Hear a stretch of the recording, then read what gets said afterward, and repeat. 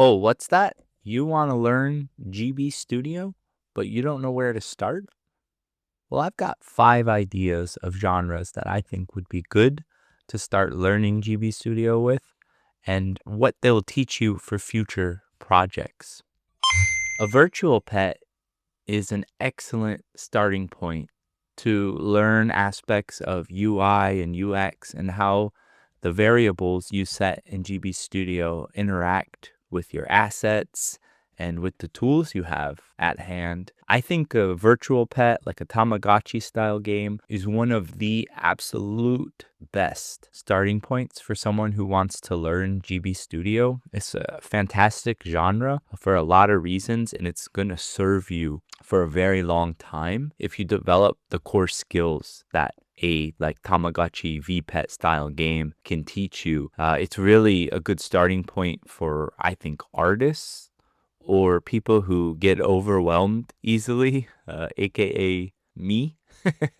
But it's a great genre for people who are determined. Their dream game, their eventuality is an RPG or any game where you need to access menus a lot, like a Zelda-like, a Pokemon. You're gonna want to really develop those core skills before you bite off more than you can chew in a game that's similar to those. But really, like, learning how to make good menus and good user interface and experience is going to benefit any type of game that you make. So I think it's good to learn how those kind of games work very early on. And we'll tell you a way you can learn a little more about that later.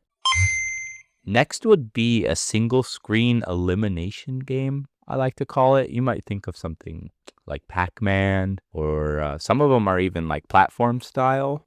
This is an excellent first project for anybody really for anybody, but anyone, especially if they want to make a platformer or a Metroidvania, because this type of genre, this type of game is going to teach you some really core processes to making a game. Like, you're going to really need to understand collision, collectibles, platforming basics, how they work.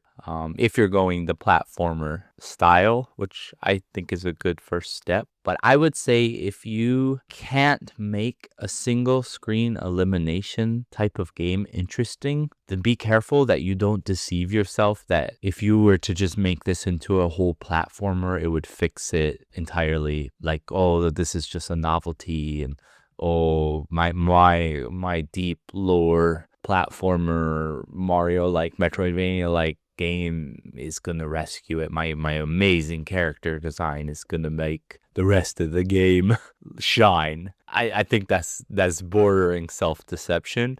So I think if you can learn some basics, some core skills, get a good gameplay loop of enemies that are fun to interact with, things that are fun to collect, and the juice needed to make it feel good and make a player want to collect those things, then you could take what you've learned from that or even that project and then kind of spin it out into a deeper platform style game, because you know your core idea, your core loop is just candy to anybody who plays it.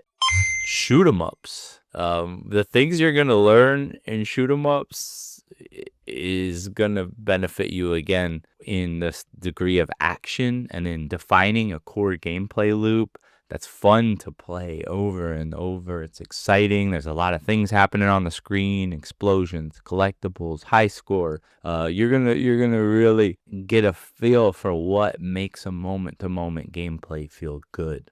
And I think this is another excellent starting point for anyone. If you're an artist, you'll enjoy learning this. If you're more of a programmer type, you'll probably excel even further at this. If you're a game designer, that's your goal. You want to really make the games, not just the programs behind the game. You're going to have a lot of fun figuring out spawning patterns and things to make it really interesting. So I think this is a great starting point for anyone wanting to learn GB Studio, and it's entirely possible to make, and it's becoming easier to make a shoot 'em up in GB Studio. The next is one near and dear to my heart. Is like a top-down puzzle adventure style game. What I think this can really teach you how to do really well is keep it simple. You know, don't go full Zelda. That's not the same thing. but more so like a Mole Mania, Adventures of Lolo, Sokoban. Keep it for your first project, almost brain dead simple, and you can learn a lot about creating custom scripts, prefabs, top-down collisions, asset pipeline. There's a lot of amazing things you can learn from starting with this, and it's a definite, just like the Tamagotchi one, it's a really good starting point if you'd like to make eventually a Pokemon or a Zelda or even like a JRPG. I think starting with a top-down puzzle game can really serve you well. This one I was the most skeptical about, but I still think it's good depending on what your preferences of a game are. And this is a narrative adventure. A narrative adventure is going to teach you a lot about GB Studio's dialogue system and how you can play with that in fun ways with variables, flags, switches, animation states of characters. It's a really good, like a shining star starting point, in my opinion, for artists or writers, especially if you do both of those things. And the reason is because one of the biggest cons of this genre is you're climbing a content mountain. You might start off, oh, I have this great idea, these wonderful characters, but the more you have to create for it, the more you realize what you're in for. So I think like art and writing and problem solving to make it interesting, it's going to make your brain hurt, dude. But if you're like a superstar at those things, those are like your strengths. I think a narrative adventure in GB Studio is a welcome genre. I think it's a genre a lot of people who like Game Boy games play.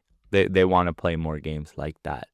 And this is a really good goal, once again, for people who want to make like a JRPG or a Pokemon-like. You're going to learn a lot of the dialogue, flags, switches, animation states you need to make a game in those genres also.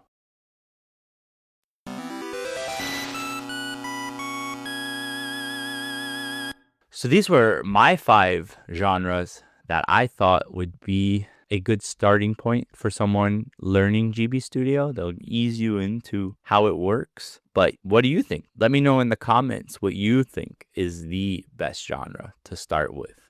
We all have a dream game. We all have things we want to make. But I think learning these is really going to help you. And like I said earlier, I'm working to develop a course right now that teaches you how to make a real-time clock, which will lead directly into making a Tamagotchi style game. So if that's something you'd be interested in, sign up like all these darlings on the screen for my Patreon, and you'll be the first to know when that course is available for you to learn. All right, have a good day. Toodle-doo.